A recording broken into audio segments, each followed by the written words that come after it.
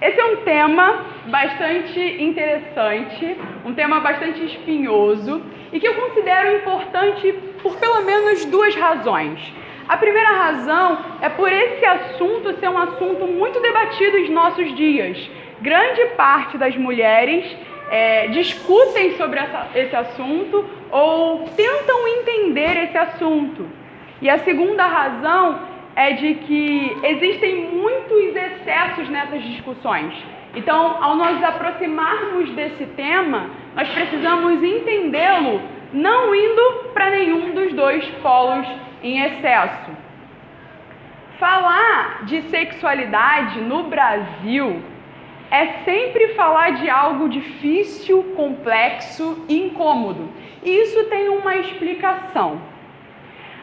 Durante muitos séculos, grande parte da moralidade, grande parte dos limites morais que envolviam a nossa sociedade, eles estavam fundamentados numa perspectiva cristã. Todas as vezes que nós íamos discutir questões de ordem cultural, questões de ordem social, questões de ordem ética, nós estávamos discutindo a partir de um pano de fundo cristão. Então, por vivermos no Ocidente, como qualquer país influenciado pela cultura ocidental, todas as vezes que íamos pensar, por exemplo, num tema que envolve sexualidade, pensávamos a partir das ideias cristãs. Aqui no Brasil, nós poderíamos ver, essa expressão cristã até mesmo por termos tido, em determinado momento, uma religião oficial. O catolicismo apostólico romano, ele era a religião oficial do Brasil. E era muito fácil você encontrar diversos católicos em nosso território. Era muito comum, quantos aqui talvez não foram batizados em uma igreja católica? Mesmo os pais ou mesmo a família não sendo pertencente a uma paróquia específica, era muito comum que se levassem as crianças e se batizassem as crianças na Igreja Católica. Tamanha era a influência do cristianismo algumas décadas atrás. Nós podemos ver que essa influência cristã, nos dias de hoje, ela suscita diversos debates. Eu não sei quantos de vocês acompanharam, mas muito se discutiu sobre o símbolo de Cristo no Congresso. Alguém já ouviu falar sobre essa discussão? Deu uma treta gigantesca. O pessoal queria tirar o crucifixo lá, porque afinal estamos num país laico. A laicidade do Estado, ou seja, o fato do nosso país se compor e se expor como um país laico, fez com que as pessoas começassem a discutir sobre a necessidade de ter símbolos religiosos em repartições públicas, em ambientes públicos. Teve, por exemplo, também outra treta, em cidades mais no interior, de pessoas que queriam tirar a imagem lá de uma determinada senhora, mesmo aquela imagem representando a comunidade local, e também desassociar o nome da cidade àquele símbolo religioso, aquele símbolo católico. Então, todos esses movimentos, todos esses indícios, eles nos mostram que há uma resistência àquela que seria a influência em termos estruturais, que era o cristianismo. Aonde que eu quero chegar aqui? Antes havia uma influência cristã em todos os assuntos. Agora, o que existe é uma resistência, uma oposição a essas discussões envolvendo as questões religiosas. Então, a fé, ela se torna algo do ambiente privado. No ambiente público, você leva as suas convicções para dentro da sua casa. No ambiente público, a gente discute sem a influência da religião, a gente discute sem a influência de qualquer modelo fundamentalista. Os especialistas apontam de que essas questões que eu levantei aqui sobre a imagem, sobre o símbolo, né, de fé na repartição pública, eles nos mostram de que essa era que se estabelece é a chamada era pós-cristã, ou seja, há uma rejeição a toda a influência cristã que solidificou as estruturas iniciais do país ou que solidificou as estruturas iniciais do Ocidente. Então, eu botei aqui, né? Antes de nós discutirmos o feminismo, nós precisamos ver o que nós temos de pano de fundo, de background. Então, a moralidade, a cultura, a ética, a sexualidade, durante muito tempo foi moldada por uma perspectiva cristã. O cristianismo influenciava o Ocidente. No entanto, algo aconteceu na história. Assim como na Europa, nos Estados Unidos, nós podemos observar também no Brasil essa rejeição daquilo que estabelecia o pensamento, daquilo que regia a forma de pensar. Mas como isso? Como há essa resistência se nós vivemos num país evangélico? Se nós vivemos num país onde muitas pessoas ainda se dizem cristãs, ainda se dizem católicas. Onde está, então, essa resistência? Eu queria pensar com vocês, primeiramente, a partir de dados empíricos, ou seja, a FGV e o Instituto Brasileiro de Pesquisa, Geografia e Estatística, né, o IBGE, em 2010, levantou um estudo para apurar como se está tendo o crescimento da religião cristã no Brasil. E eles observaram que nos últimos 10 anos, essa pesquisa foi de 2010, nos últimos 10 anos acabou acontecendo uma estagnação nos números.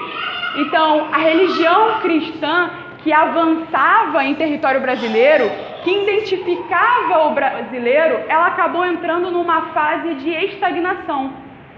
O que o dado omite e que a gente precisa observar é de que não houve apenas uma estagnação, mas houve também uma saída ou uma, como eu posso dizer, oposição à adesão do cristianismo.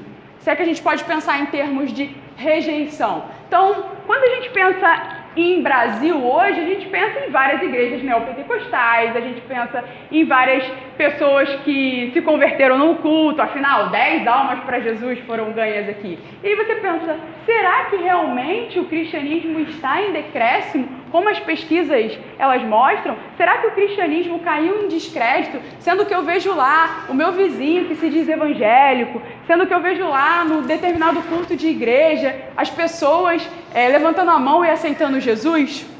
A pesquisa esconde o dado de que, da mesma forma que estagnou a entrada de pessoas na igreja evangélica brasileira, vamos pensar em termos de igreja evangélica brasileira, a quantidade de pessoas que estão saindo das igrejas evangélicas brasileiras, ela se sobrepõe ao número de entrada. Então, esse decréscimo, ele foi observado não porque as pessoas meramente estão se opondo, mas porque as pessoas que estão na condição de profissão de fé têm cada vez mais abandonado a vivência em comunidade da profissão de fé cristã. Pessoas estão saindo da igreja ou então estão confessando um tipo de espiritualidade particular. Então, aquela religião que era a representação da massa, que regia aspectos e costumes de um determinado grupo, ela se perdeu. E agora, o que nós temos? Agora nós temos pessoas que dizem professar uma fé cristã, mas que não estão vinculadas a uma comunidade. Antes você via pessoas dentro da igreja, agora você vê pessoas que se dizem cristãs, que se dizem possuir determinada corrente de fé ou espiritualidade, mas que não estão vinculadas a uma igreja local. A fé, ela se tornou algo particular. A fé se tornou algo individualizado. era muito comum a gente pensar em termos de católicos não praticantes. Vocês lembram? A gente pensava num país católico, mas um país de católicos não praticantes. Fulano é católico, mas fulano é católico não praticante. Hoje, nós pensamos não apenas em termos de católicos não praticantes, mas também pensamos em termos de evangélicos não praticantes. Portanto, a religião, que era algo que representava um conjunto de crenças de determinado grupo, ela se tornou algo de ordem privada, algo que eu faço dentro da minha casa, de modo que pessoas que não são pastoreadas, pessoas que não são educadas na fé cristã, pessoas que não pertencem ao rol de membros de uma igreja, se dizem cristãs, se dizem evangélicas. E é curioso pensar que esse tipo de comportamento que traz a fé para um ambiente privado, que traz a fé para uma esfera de vivo isso na minha casa, segundo as minhas regras, ele é reflexo, ele é um eco daquilo que aconteceu na Europa. E como eu disse já no início da nossa aula, por sermos um país influenciado por tal cultura ocidental, esse eco que permeou a Europa no século XIX, que atingiu os Estados Unidos no século XX, chegou ao Brasil. É um tipo de fenômeno. E que fenômeno é esse? O fenômeno secularismo. E eu quero que você entenda bem o secularismo aqui. O secularismo, ou a secularização da sociedade, é quando uma sociedade que era profundamente influenciada por uma religião, ela começa a renunciar a essa influência, ela começa a abandonar essa influência, a dar as costas a essa influência por conta de uma decepção com essas expressões anteriores, com essa religião que influenciava anteriormente. E os séculos posteriores a esse fenômeno que é o secularismo, ele produz uma sociedade resistente a todo e qualquer tipo de espiritualidade. Se nós pudermos voltar no século XIX, a gente vai observar de que o século posterior, o século XX, ainda no século XIX, você já consegue ver os desdobramentos do secularismo, uma rejeição à fé. A fé não se mistura à ciência, a fé é algo da igreja, a fé é algo dentro das quatro paredes. Então a gente tira a fé da ciência, a gente tira a fé da política, a gente tira a fé de todos os aspectos e Deus está morto. Não é essa a constatação que Nietzsche faz da Europa? Nietzsche olha para uma Europa cristã, anteriormente calcificada nas bases da Reforma Protestante, século XVI, século XVII, XVIII, chegando no XVIII ali a um ponto de clímax, e quando vira para o XIX, esse espírito secularista, esse espírito que rejeita o período de trevas, a Idade Média, ele começa a se acender. E, portanto, ao olhar a condição da Europa, que apesar de professar o cristianismo, não vivia segundo os modelos do cristianismo, Nietzsche olha para aquilo tudo e fala: matamos Deus, Deus está morto. Eis aqui o cadáver esquálido de Deus. É isso que Nietzsche faz. Imagina que Nietzsche chegasse no Brasil e falasse assim: peraí, os pastores estão cada vez mais enriquecidos, a igreja não se pronuncia publicamente, toda a herança cultural desse povo está sendo perdida, que era fundamentada no cristianismo. Qual o resultado? Deus está morto. Secularismo. Ficou claro a concepção de secularismo? Uma oposição à influência religiosa anterior.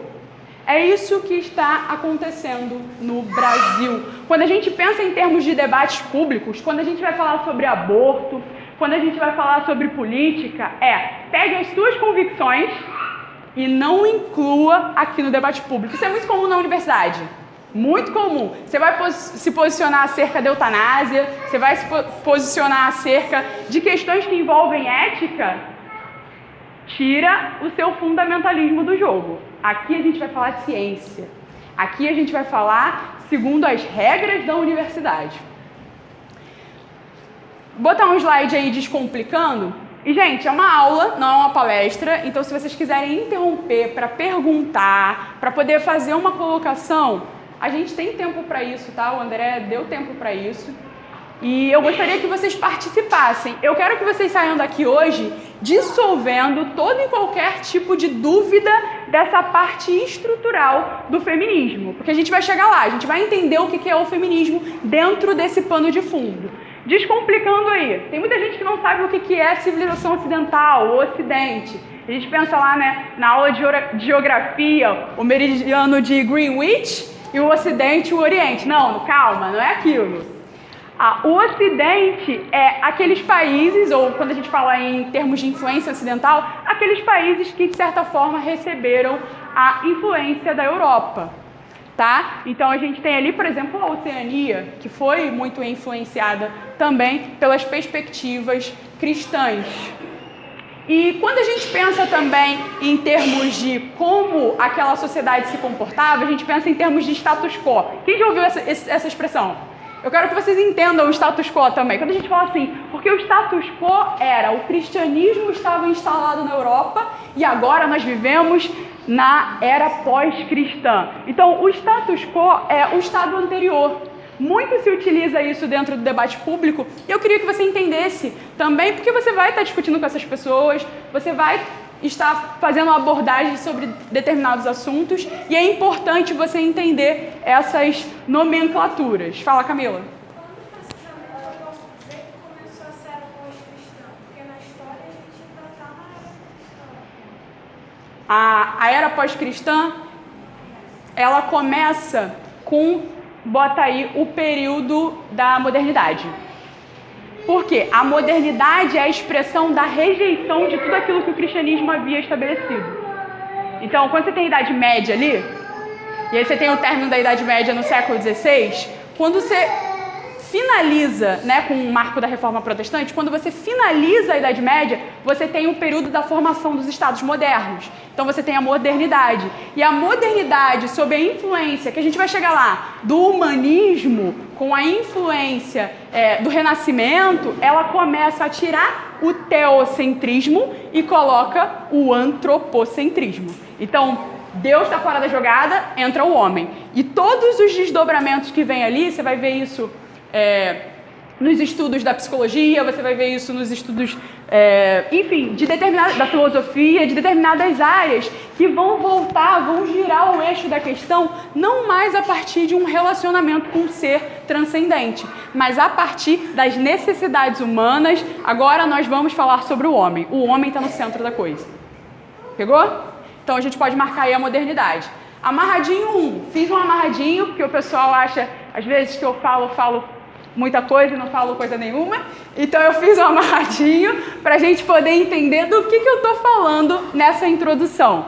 A sociedade brasileira vive uma grande pressão para que seja adotada, olha o conceito teológico aí, uma cosmovisão secular. Ou seja, uma cosmovisão oposta a todo e qualquer tipo de religiosidade. A religiosidade não pode interferir na sua visão de mundo, porque a religiosidade você deixa para a sua igreja. Como você pensa ética, você deixa para a sua igreja. Como você pensa o comportamento feminino, a perspectiva de conduta pública, você deixa para a sua igreja. E nós devemos pensar política, família, cultura, sem influência de qualquer religião. É isso que o secularismo deixou. É isso que o secularismo causou.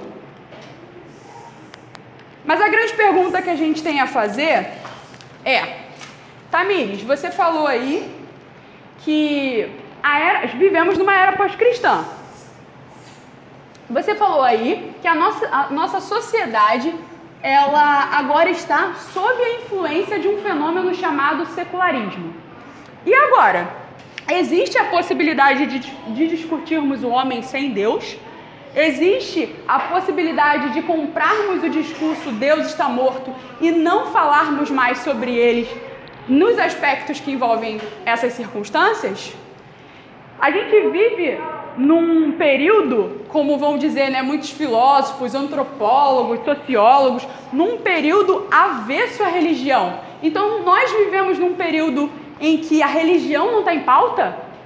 Eu gosto muito dessa frase do Rushduni, e eu poderia botar aqui Doiverd ou qualquer outro autor dessa época, porque ele é preciso ao afirmar de que o que mudou não foi a religião para a ausência de religião, mas foi a religião que era centrada em Deus e agora para uma religião que é centrada no homem. Vivemos num tempo extremamente religioso, ou seja, apesar do secularismo, nós vivemos num tempo religioso. Nós vivemos num tema onde os homens são devotos.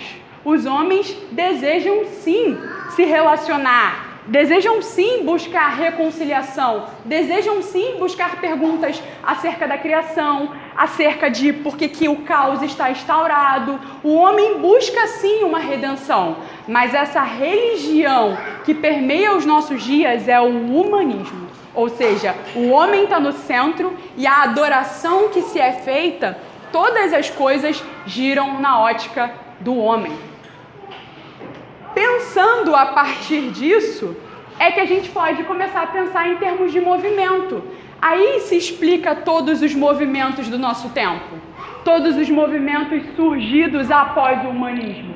O humanismo, ele causa uma influência tamanha que você tem movimentos tais como o iluminismo, que recorre às perspectivas do humanismo para se solidificar. Você tem, por exemplo, o feminismo, o marxismo e os ismos, que a gente vai tratar um pouquinho aqui hoje, como uma tentativa de preencher esse vazio do homem.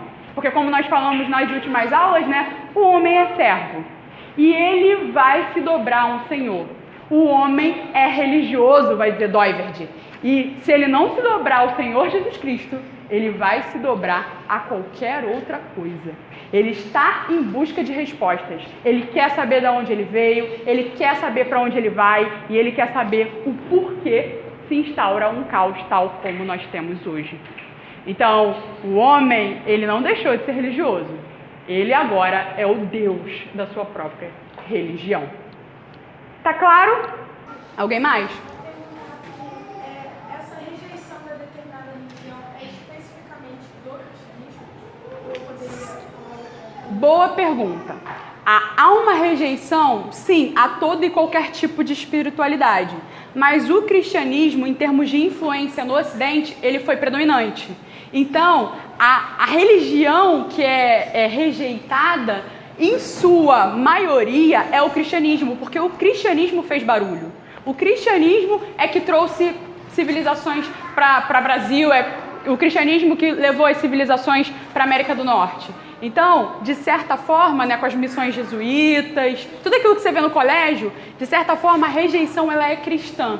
Ela não é só de cunho espiritual. Há uma rejeição de cunho espiritual e a gente encontra isso na própria perspectiva do ceticismo. Hoje as pessoas, cresce o número de ateus, cresce o número de pessoas sem religião. Isso não era algo comum há uns tempos atrás, justamente como uma resposta a essa rejeição do cristianismo. Quando as pessoas vão falar de igreja, elas falam de igreja em que sentido? Ou de cristianismo em que sentido? O cristianismo da Idade Média, a Idade das Trevas, que lá matava, perseguia, matava as mulheres, perseguia as bruxas. A gente vai chegar lá. Pegou? Samara? Eu não entendi muito bem se o secularismo é a mesma coisa que a era pós-cristã ou se é uma diferença. A era pós-cristã é o status quo. O fenômeno é o secularismo, entendeu? O secularismo é o resultado da era pós-cristã. Uma era que passou do cristianismo, virou as costas do cristianismo, adotou uma visão secular de mundo. Ficou claro? Alguém mais com alguma dúvida? Eu realmente preciso que vocês dissolvam essas questões para a gente poder entrar na arena pública discutindo segundo as esferas da arena pública. Porque você não vai abrir um versículo bíblico para discutir com uma feminista. Mas você precisa ter um conhecimento de mundo para discutir dentro dos termos dela, tal como Paulo muitas vezes fez, para poder dizer em que estrutura, onde está a raiz do seu movimento ou do seu pensamento. Tudo certo? As meninas lá atrás entenderam? Então vamos lá. Partindo daí, agora que a gente já viu esse pano de fundo, que é uma oposição a tudo aquilo que é religioso, a gente entra para fazer uma radiografia do feminismo. Radiografia, por que eu escolhi esse nome? E talvez a nossa irmã ali que se formou em História pode achar estranho, e não historiografia ou arqueologia do feminismo, porque eu não pretendo aqui trabalhar todo o movimento, a gente não tem tempo para poder fazer isso, mas eu pretendo aqui trazer aquilo que os nossos olhos, numa visão assim mais rápida, não consegue enxergar. A radiografia ela é para isso, ela é para você mostrar aquilo que a pele esconde. Então a radiografia do feminismo tem por objetivo alcançar as origens dessas frases, que eu acho que vocês nunca ouviram essas frases, né? Nunca ouviram essas frases, né? Toda mulher precisa do feminismo, né? Seja empoderada, machistas não passarão, tudo isso tem uma raiz que nós vamos abordar a partir de agora. Então, nesse ponto 1, minhas irmãs, eu quero trabalhar o surgimento dos ismos. Que surgimento de ismos são esses?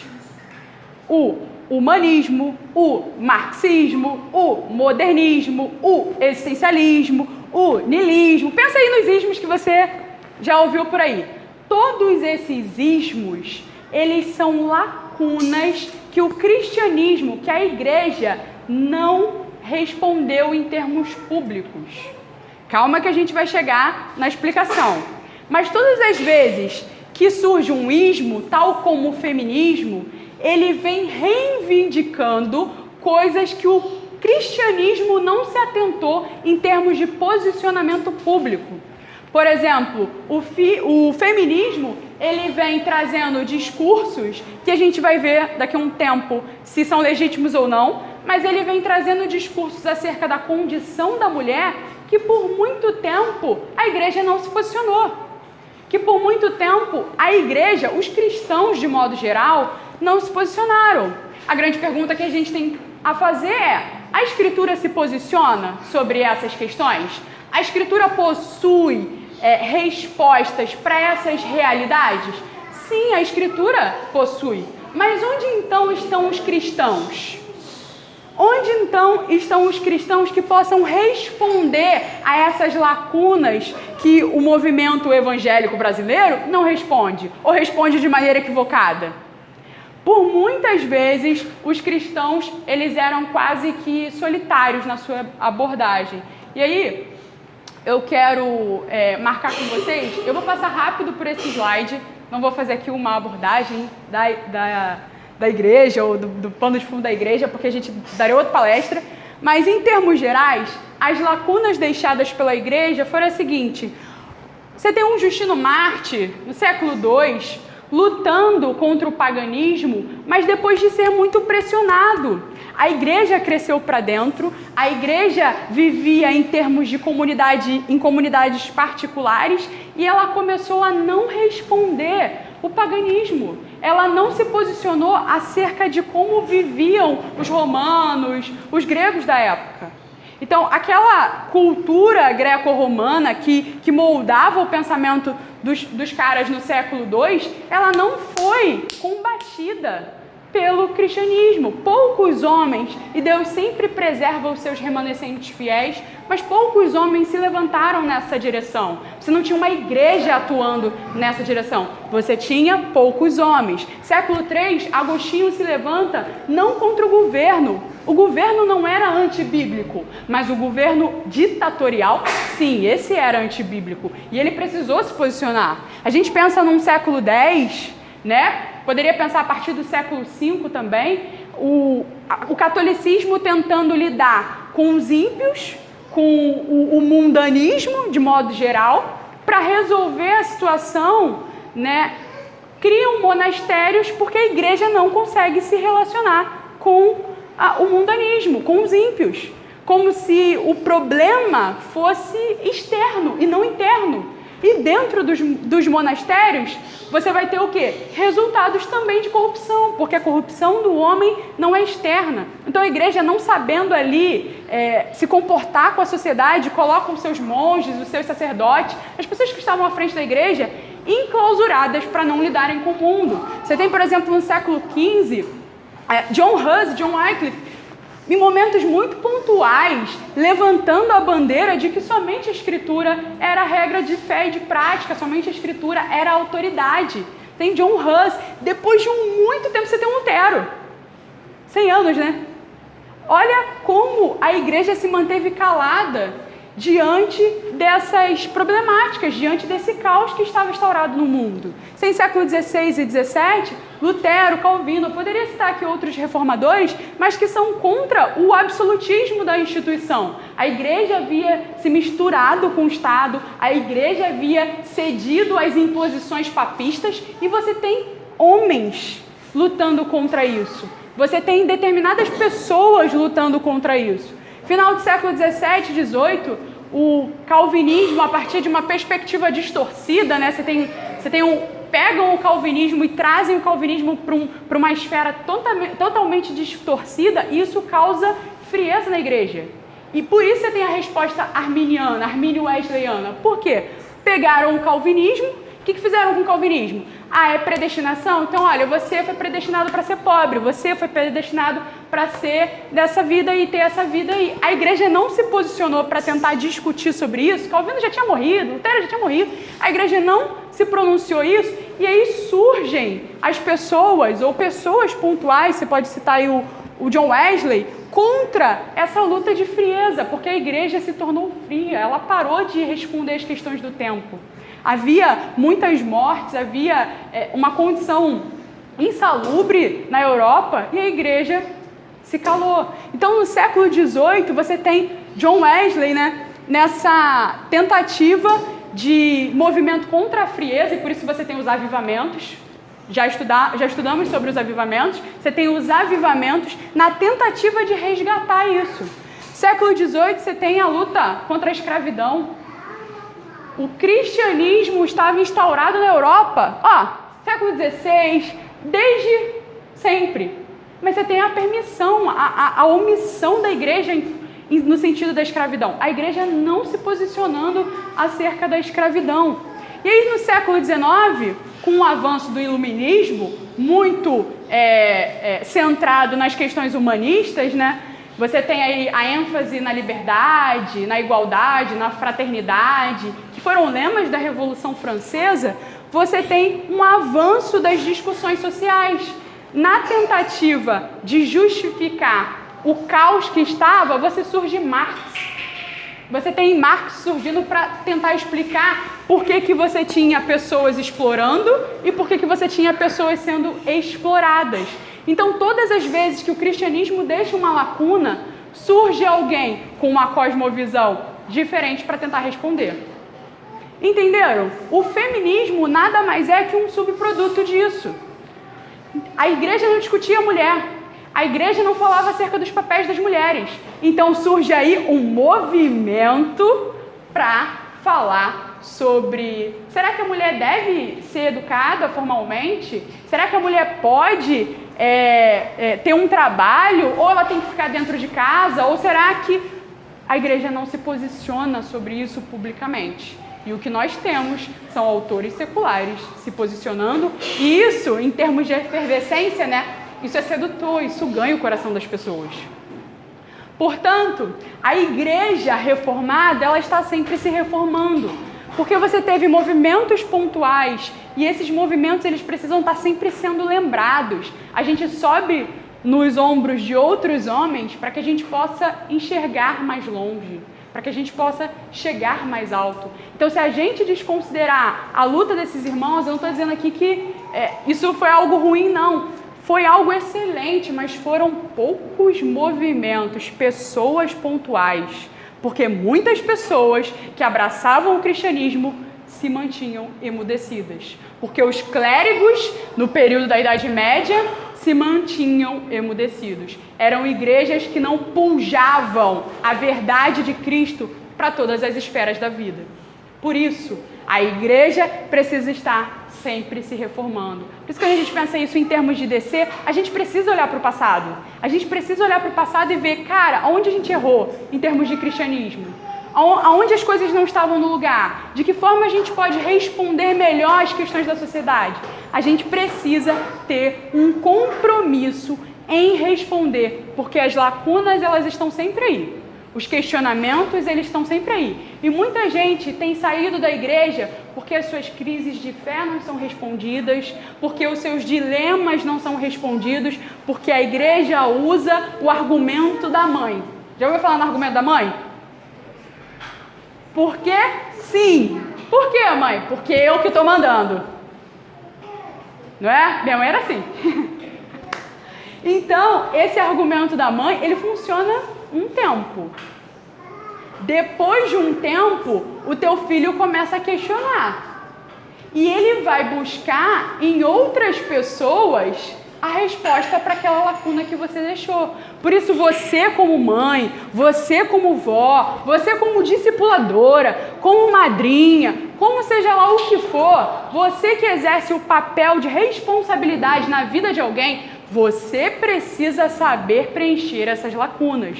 O seu filho vai perguntar para você, sabe por quê? Lá na universidade vai estar alguém falando para ele assim, ó, existe algo para redimir a condição da sociedade, a educação. Existe um modo diferente de olhar para a mulher e esse modo é poderoso. Então, se você não se comprometer para tratar essas questões, minhas irmãs, você vai ter filhos que vão ser influenciados por essa cultura secularista, por essa religião humanista que só prega liberdade, só prega igualdade, fraternidade, segundo os seus interesses. Tudo bem? Alguma dúvida para a gente partir para o ponto 2? Alguma? Não? Ficou amarrado? Então vamos lá. A ideologia feminista e o seu nascedouro e as suas principais tendências. Eu vou fazer uma abordagem aqui mais enxuta do feminismo, afinal existiram várias ondas, nós temos 3 ondas do feminismo. Eu vou focar no nascedouro e nas principais tendências atuais para a gente pensar um pouquinho esse posicionamento do feminismo na tentativa de responder aquilo que foi deixado de lacuna. Tudo bem? O nascedouro do feminismo, ele surge aí dentro da igreja. Isso é o primeiro choque. O nascedouro do feminismo, ele surge dentro da igreja. Cristiane de Pisano é a primeira escritora profissional do século XV, muito influenciada pelas perspectivas do Renascimento ali, né? E que vão culminar em outros movimentos. Ela trouxe uma analogia a um texto muito curioso e muito abordado na época. Olha para o tema desse livro aí, não sei se você dá para enxergar, mas é o livro da cidade das senhoras ou das mulheres, né? O livro da cidade das senhoras, isso te remete ao quê?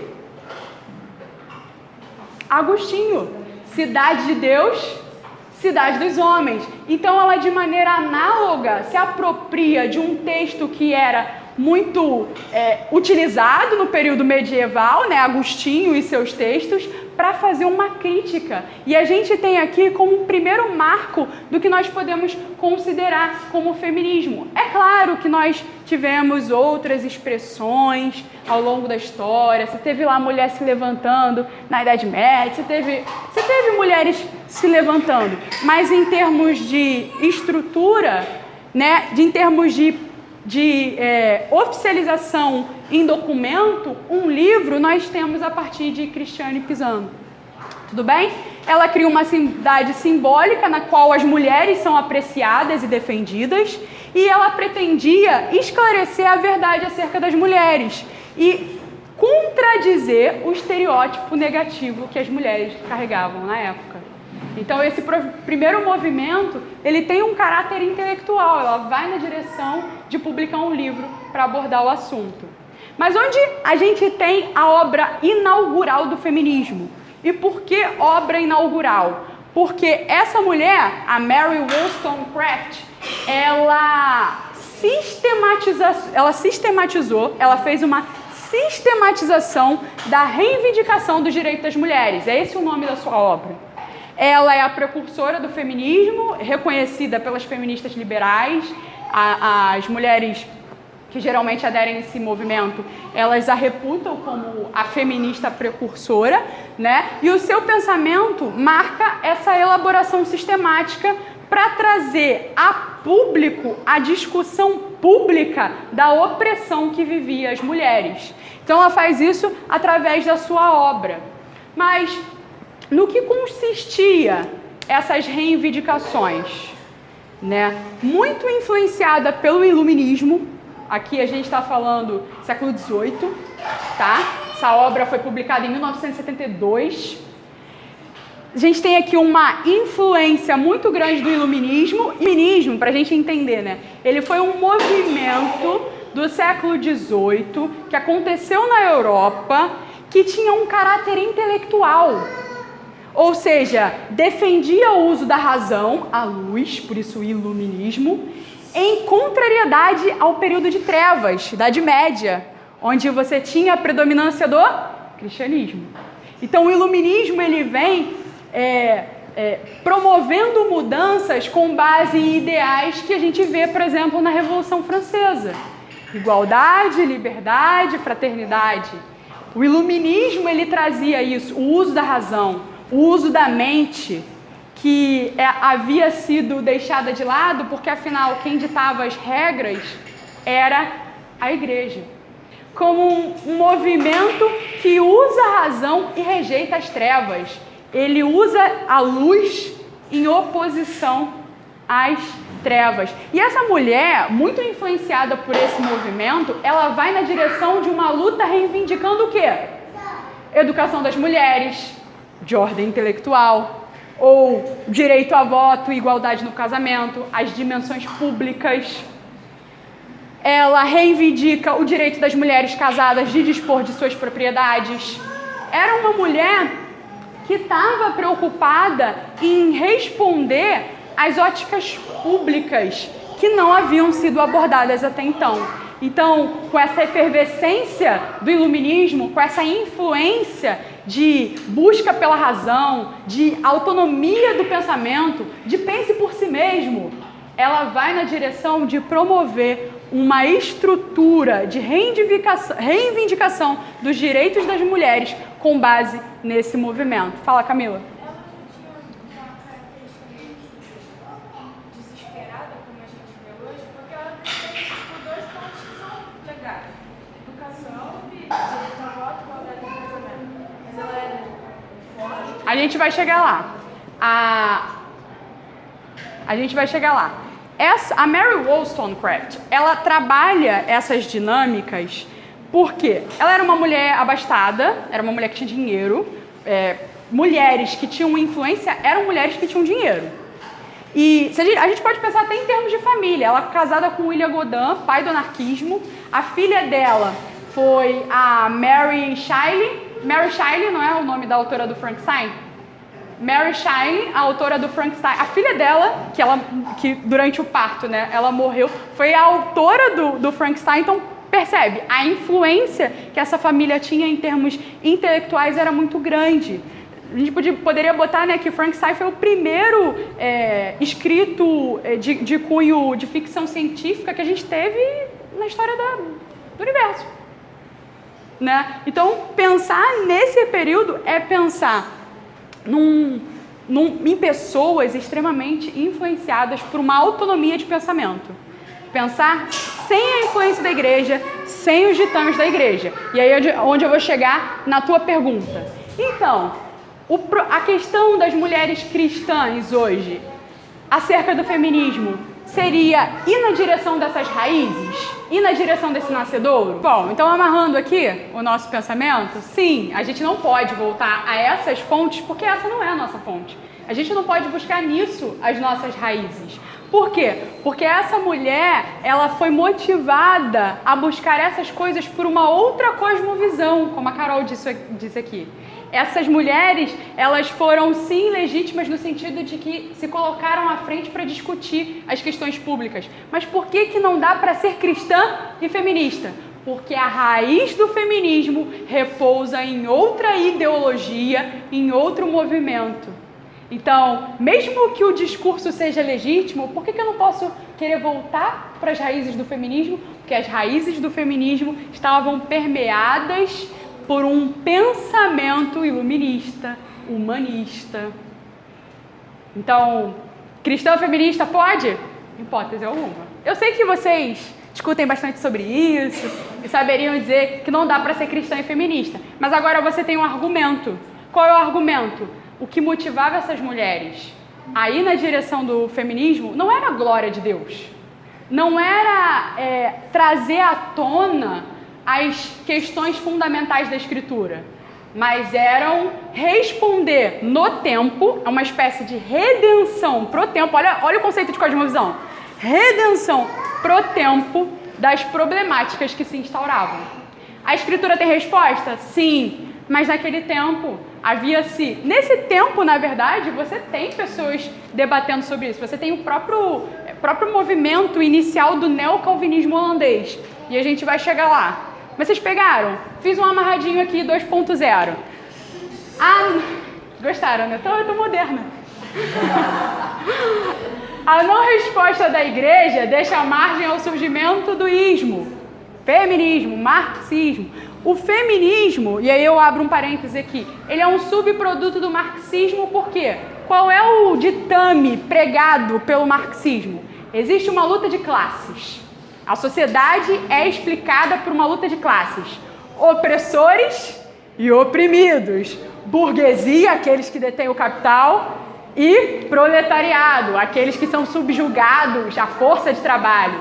Então, essa visão de mundo de guerra de sexos, essa visão de mundo de que a gente está numa disputa com os homens, ela é um subproduto de um outro movimento chamado movimento marxista, que aí teve seu sistematizador, né? O próprio Karl Marx. Quando a gente vai discutir com perspectivas não cristãs, você já está na vantagem. Por quê? Você tem a verdade ao teu lado. E o cristianismo, ele funciona, cara. Ele explica a criação, ele explica o caos e ele promove a redenção. As outras estruturas têm nesse pilar, ou nesses pilares, fragilidades. Elas não respondem. Elas são uma tentativa humana de resolver os problemas. E todas as vezes que o homem for tentar resolver os problemas, ele vai fazer um ídolo. Ele vai criar uma estátua. Ele vai fazer um santinho. Por quê? Ele vai tentar se religar. Ele vai tentar se ligar a uma concepção que possa trazer redenção, que possa trazer resolução para os problemas. E aí ele vai olhar para o mal e vai dizer, o problema do mal é porque você tem um capitalista opressor. A visão marxista de mundo, ela olha para tudo e ela vê tudo como uma luta de fracos e fortes. Fracos e fortes. E isso permeou todas as cadeiras científicas, políticas, tudo está muito entranhado por essa visão de mundo, marxismo cultural. Eu olho para a cultura e busco na cultura uma resolução segundo o modelo marxista. Nem tratei muito de marxismo, a gente pode ter outras aulas falando sobre isso com um pouquinho mais de calma. Eu sei que algumas irmãs às vezes estudaram há muito tempo, não lembram, mas vocês entenderam de que a estrutura, e a gente pode voltar aqui, né? O feminismo ele não pode ser considerado nunca, porque ele não possui a verdade, a base bíblica. Tudo bem? Vamos dar uma acelerada aí que eu ainda pretendo tocar nos movimentos feministas e abordar um pouco dessas tendências do feminismo no Brasil. Antes e depois. Antes, você tem um discurso feminista que buscava escolaridade e sufrágio. Sufrágio das mulheres. As mulheres não possuíam direito a voto. E depois, o discurso feminista, ele tomou proporções maiores depois do surgimento do contraceptivo. Em 1950 você tem o contraceptivo, em 1960 você tem aí a pílula do anticoncepcional. Chegou ao mercado. E o que você tem com a ênfase no homem? Quero viver a minha vida, não preciso ter filhos, não preciso me entranhar num casamento, não preciso de um homem ditando para mim como eu devo viver, porque agora eu posso, você já tinha ali, 1960, você já tinha ali alguns tipos de direitos às mulheres, agora a mulher pode viver a vida dela sem problemas. Então você tem uma oposição ao casamento, não quero casar, independência do homem, meu corpo, minhas regras. Lembra do humanismo? Meu corpo, minhas regras. Lembra? Agora é sobre mim.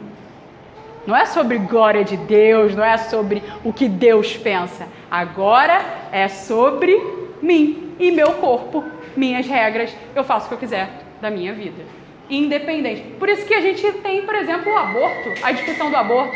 O que é o aborto, se não um desdobramento desses pensamentos? Então, amarrando aqui o antes e depois, o feminismo ele começa reivindicando direitos de caráter intelectual. E por ele não estar solidificado em uma cosmovisão cristã, a verdade, fundamentado na verdade, ele vai ter desdobramentos muito contrários. O sujo tornou-se mais sujo ainda. Sujo não porque as discussões ou as buscas eram buscas ilegítimas, mas porque elas não tinham fundamento. No final, vai culminar nessa distorção. E a gente chega no feminismo no Brasil. E a gente tem as aulas, né, as tendências do feminismo no Brasil. Você tem o feminismo liberal, que a gente vai abordar, o feminismo radical, o feminismo interseccional, o lesbofeminismo, o feminismo anarquista, o feminismo negro, que as negras dizem que as feministas, de modo geral, não compram os discursos das negras, que são muito mais oprimidas. Então você tem a classe das mulheres oprimidas e a classe das mulheres negras mais oprimidas. E aí você tem a classe das transexuais mais oprimidas das mais oprimidas. E você tem isso no movimento. Eu não vou trazer aqui para vocês uma história. Gente, eu tentei ouvir essas mulheres, eu tentei ler. Para cada vertente aqui, você tem 5, 6 obras que você precisa ler para entender. É extremamente complexo, elas não concordam entre si, elas discordam. Então você fala assim, caramba, vou estudar o feminismo, mas tem um trabalho para você fazer, porque nem se entender essas mulheres se entendem. A nossa postura diante de movimentos como esse, e aí eu quero chamar a tua atenção para um aspecto mais pastoral, né? Para um aspecto mais pessoal. Nunca pode ser de orgulho ou de altivez.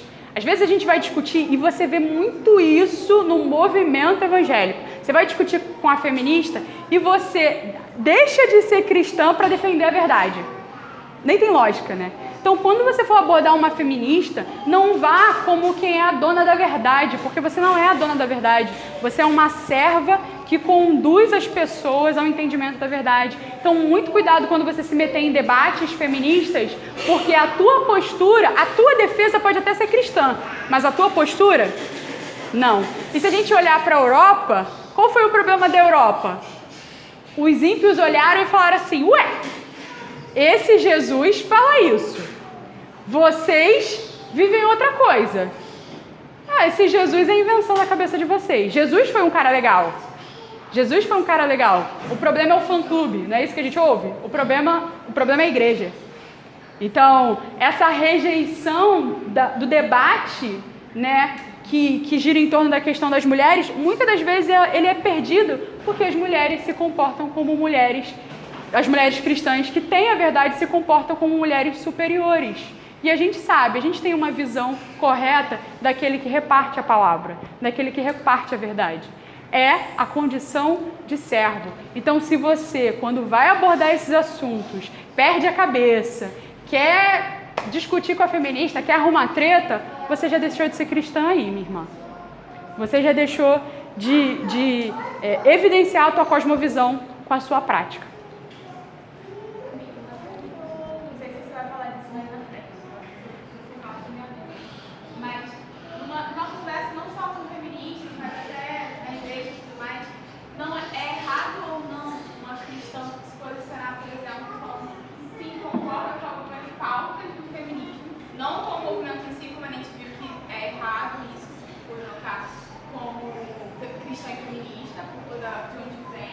Mas falar assim, algumas pautas são interessantes, algumas pautas são dignas de Olha, você tem que tomar muito cuidado com esse modo de fala, porque quando eu falo assim, algumas pautas do feminismo, eu tô falando do movimento.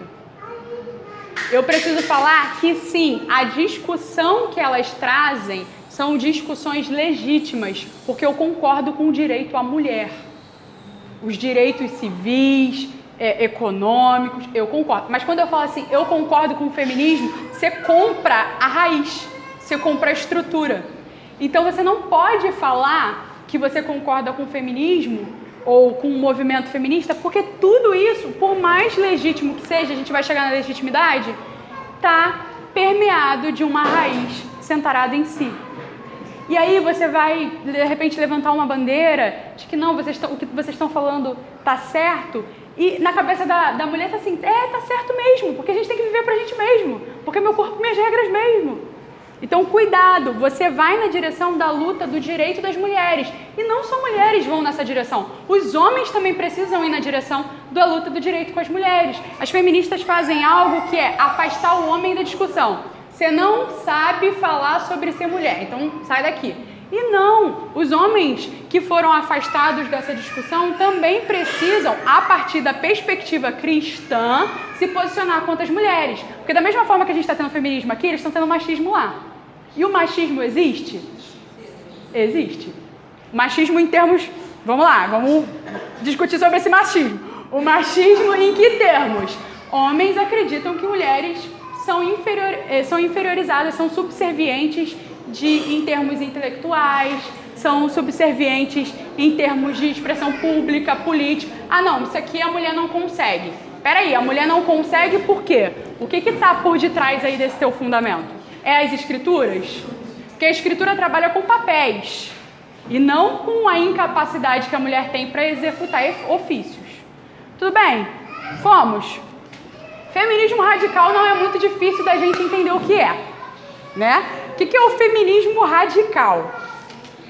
O feminismo radical é aquela estrutura mais famosa em termos de manifestação, sei lá, eu não sei como caracterizar, mas eu diria raivosa dos direitos levantados por ela. A própria Márcia Tiburi, que é uma das autoras e precursoras, assim, uma das autoras influentes desse lado do feminismo radical, ela diz que ela gosta desse lado raivoso do feminismo.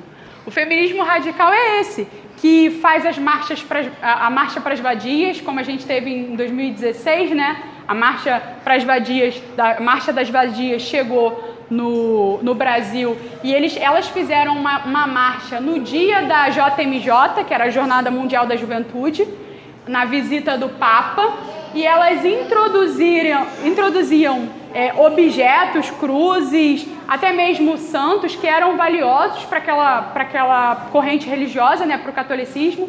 Elas introduziam nas vaginas, elas quebravam em praça pública as cruzes, demonstrando uma postura intolerante para poder discutir as questões. Então tudo aqui, ó, se você observar ali, a filósofa ali está promovendo um discurso que é justamente dessa oposição à religiosidade, que é justamente contrária. Então essas feministas radicais são aquelas que a gente viu, né, na UFPEL. Na UFPEL, umas mulheres dominaram lá um espaço do diretório acadêmico e elas urinavam para protestar como as mulheres estavam sendo estupradas, como as mulheres estavam sendo violentadas de diferentes formas.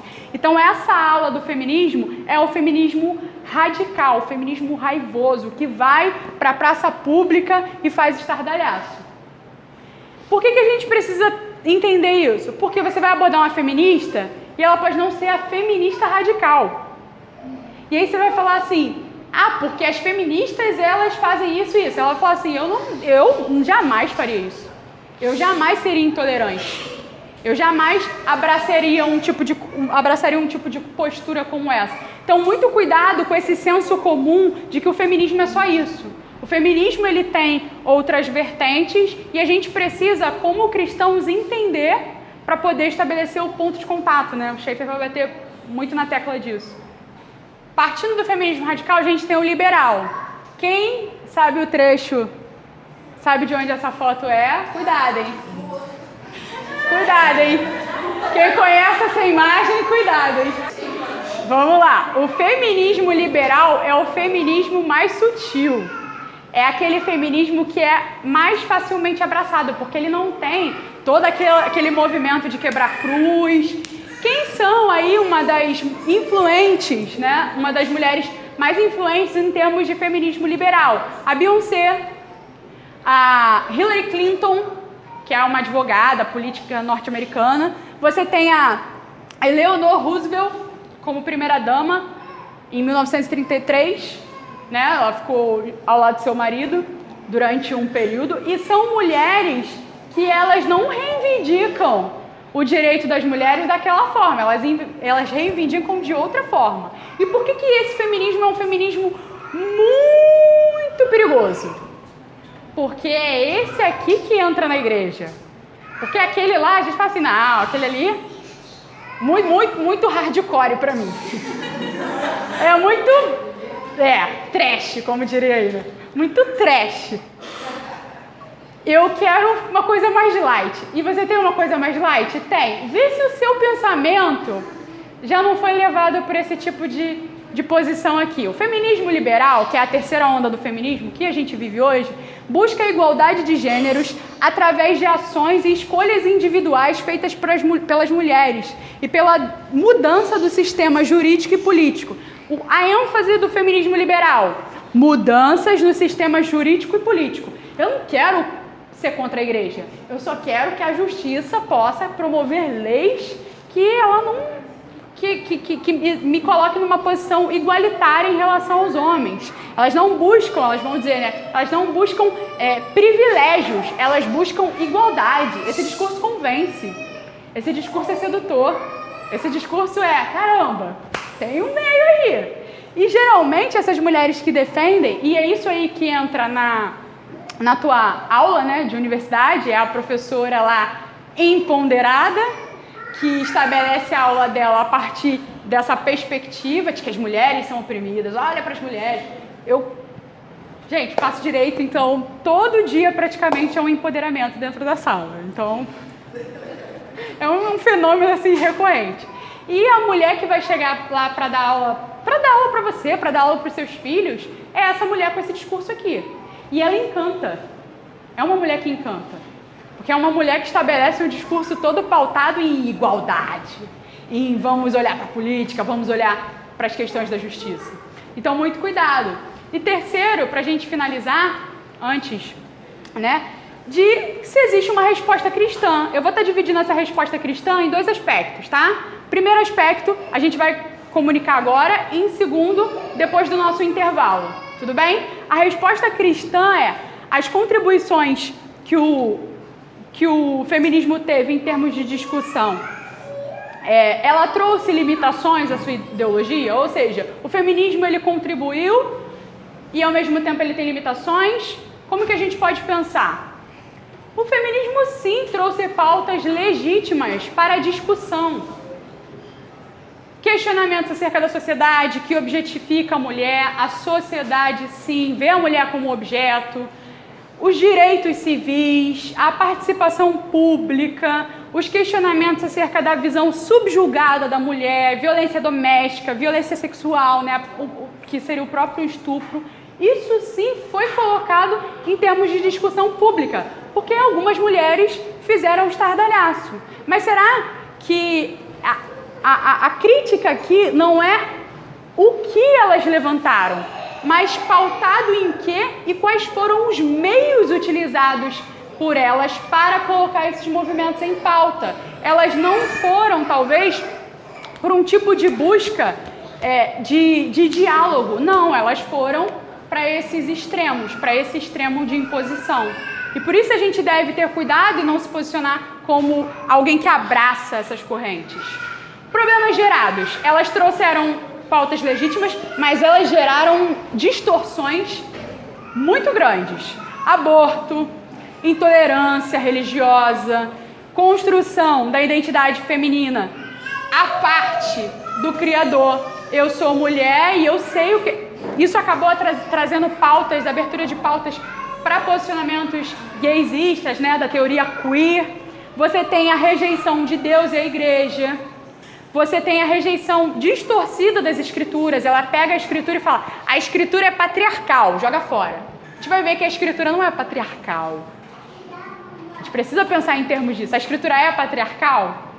Será que nós vivemos um período onde a gente pode realmente bradar o irremediavelmente patriarcal? Vamos pensar nisso. O empoderamento e a sexualização da mulher foram distorções que esse movimento trouxe e que trouxeram inúmeros prejuízos para a gente discutir o quê? O objeto do principal interesse, o direito das mulheres.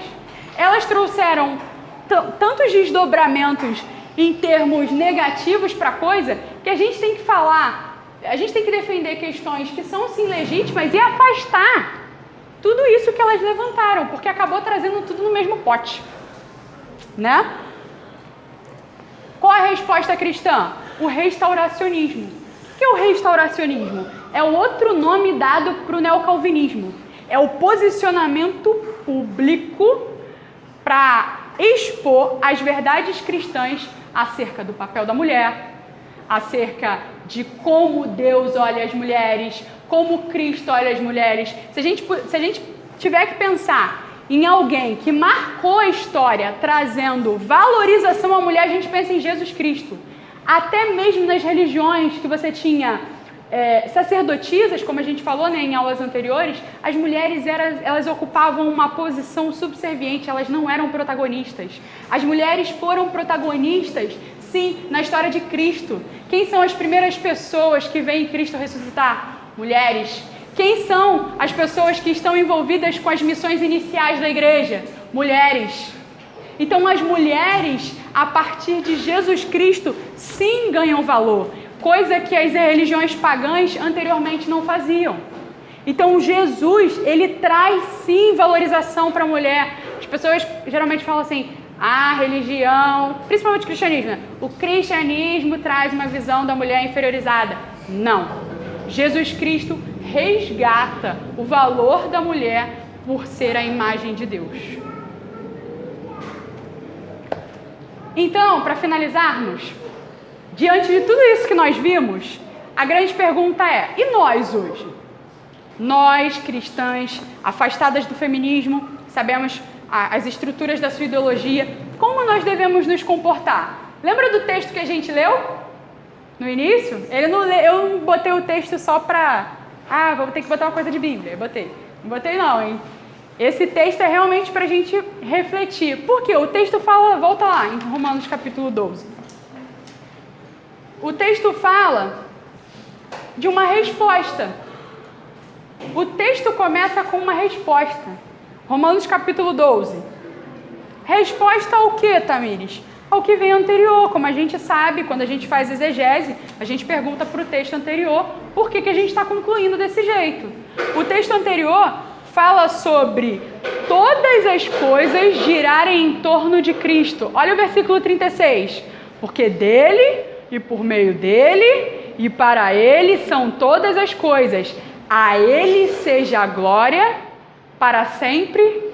Amém. A resposta, que aí a gente entra no portanto, é pelas misericórdias de Deus, pelaquilo que eu compreendo acerca da doutrina, as misericórdias de Deus. Como é que eu alcanço o entendimento das misericórdias de Deus? Teologia, doutrina, estudo das Escrituras. Quer ser poderosa em alguma coisa? Vai ser poderosa nas Escrituras. Vamos lá. Para quê? Para que o corpo seja oferecido como um sacrifício vivo, ou seja, permanente. O termo grego aqui não é bios, o termo grego aqui é sacrifício que se repete, santo, separado das concepções do mundo, separado da influência do mundo e agradável a Deus, segundo a vontade de Deus. É essa a resposta que a gente dá ao senhorio de Jesus Cristo. É essa a resposta que nós damos às lacunas existentes. Nós devemos ir na direção de uma busca cristã que corresponde a um sacrifício vivo, permanente, segundo as ordenanças de Deus, na direção de um culto racional. O que é o culto? O culto é a expressão de adoração. Então, a resposta, eu diria, minhas irmãs, para lacunas existentes da nossa vida, a resposta prática que eu devo ter da minha vida é, primeiro, adoração a Deus. Adoração a Deus envolve uma vida de comprometimento com o ensino das Escrituras, envolve uma vida de comprometimento com oração, envolve uma vida em comprometimento em buscar ser mais profunda em termos de discussão teológica, em termos de discussão política, econômica, em torno das questões da ciência. Então, sim, a mulher deve buscar ser poderosa, e eu brinco com o termo sendo bíblico. Apolo era poderoso nas Escrituras, como eu falei aqui um tempo atrás. Ele tinha domínio das Escrituras e o seu coração ardia por defender, por expor as Escrituras. Então, a gente continua no texto, né? Qual é a lógica que se segue? Não vivam conforme os padrões desse mundo. Não abracem o espírito desse tempo, o ethos desse tempo, mas deixem que Deus os transforme pela renovação da mente, metanoia. Existe uma inteligência ali, existe algo, um comportamento que precisa ser modificado ali, porque isso está internalizado. Eu gosto da definição do James Sire acerca de cosmovisão, porque cosmovisão para o James Sire não é apenas um conjunto de ideias, é um compromisso de coração. A gente precisa mudar aí o núcleo. O núcleo precisa ser mudado, o coração precisa ser redimido. O coração precisa ser restaurado para que a mente, tudo aquilo que você venha pensar acerca da realidade da vida, possa ser transformado segundo a palavra de Deus. E aí, finalizo dizendo, para que vocês possam experimentar, amadurecer, para que vocês possam crescer e responder a Deus com adoração. Qual é a boa, agradável e perfeita vontade de Deus. Então, minhas irmãs, para a gente finalizar aqui e amarrar o nosso posicionamento, né, e ir para o nosso café, que a gente já passou um pouquinho do horário, o que eu quis trazer para vocês nessa última aula que envolve a sexualidade, né? De que existe grande parte das mulheres que ainda não encarou essa posição pública, essa posição de compromisso com as Escrituras. O que nós vemos são mulheres que querem discursar sobre isso, são mulheres que querem falar sobre essas questões, mas são mulheres que não querem, de certa forma, mudar a condição atual. Elas querem falar por simplesmente falar. É gente que fala, não para ser ouvida, mas para se ouvir. Sabe aquela pessoa que entra nas discussões, mas ela não está comprometida com a visão de mundo daquela pessoa, ela está comprometida com as suas coisinhas. Então ela quer discutir feminismo, não é porque ela realmente busca uma vida diligente para poder mudar esse panorama, ela quer discutir para ela mostrar que ela sabe. Ou então a gente tem posições de mulheres que dizem assim, não, isso aqui é da irmã lá que está lá na frente. Eu posso ter a minha visão acerca disso. O importante é que eu entendi. Esse humanismo, essa visão centrada no homem, ela influenciou, ela tomou a tua cabeça. E a tua cabeça está repleta de estruturas não pautadas no Cristo, naquele que serve. E é por isso que você rejeita a submissão. É por isso que você rejeita o comprometimento intelectual com as Escrituras. E aí você prefere adotar um extremo, que é, eu sei muito para poder mostrar que eu sei, ou eu não preciso ser tão profundo assim. O importante é que eu estou dentro de casa, cuidando dos meus filhos. É necessário para a mulher posicionar-se biblicamente acerca das questões da realidade. Então, se você tem problemas com preguiça, indisciplina, e não é profunda nas Escrituras por preguiça e indisciplina, arrependa-se. Arrependa-se para que você possa experimentar a boa, agradável vontade de Deus, a boa, perfeita e agradável vontade de Deus. Se você é uma mulher que se subleva quando discute as questões que envolvem a Escritura, arrependa-se, porque nada do que você tem você conquistou. Foi te dado por graça. Então, diante de tudo isso, eu queria realmente que vocês pegassem, eu sei que foi uma aula, eu sei que foi conteúdo pra caramba, mas você pegasse isso e aplicasse de maneira pessoal e ver até que ponto eu tenho falhado com essa temática, até que ponto eu não tenho me comprometido com a pregação do Evangelho. Amém? Vou estar orando para finalizar.